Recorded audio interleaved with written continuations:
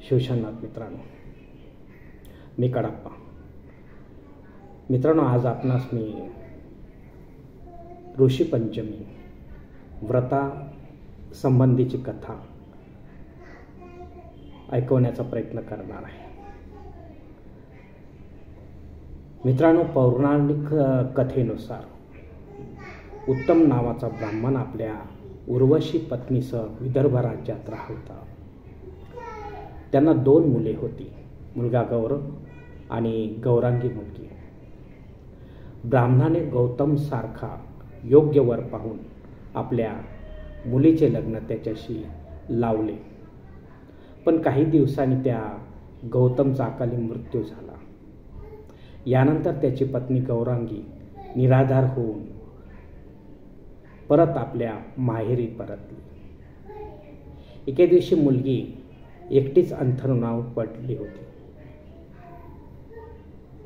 तेव्हा तिच्या आईने मुलीच्या अंगावर असंख्य जंत वाढल्याचे पाहिले. हे पाहून ती घाबरली आणि तिने तात्काळ आपला नवरा उत्तम यांना माहिती दिली.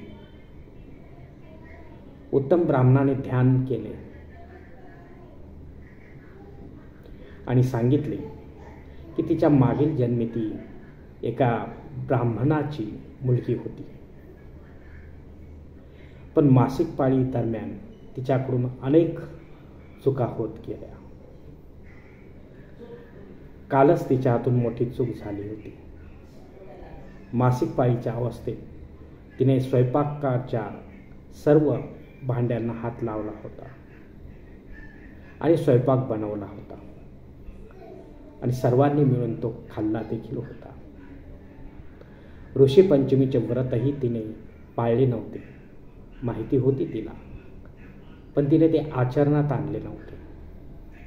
त्यामुळेच तिची ही अवस्था झाली. यानंतर वडिलांच्या सांगण्यावरून मुलीने ऋषीपंचमीचे व्रत केले.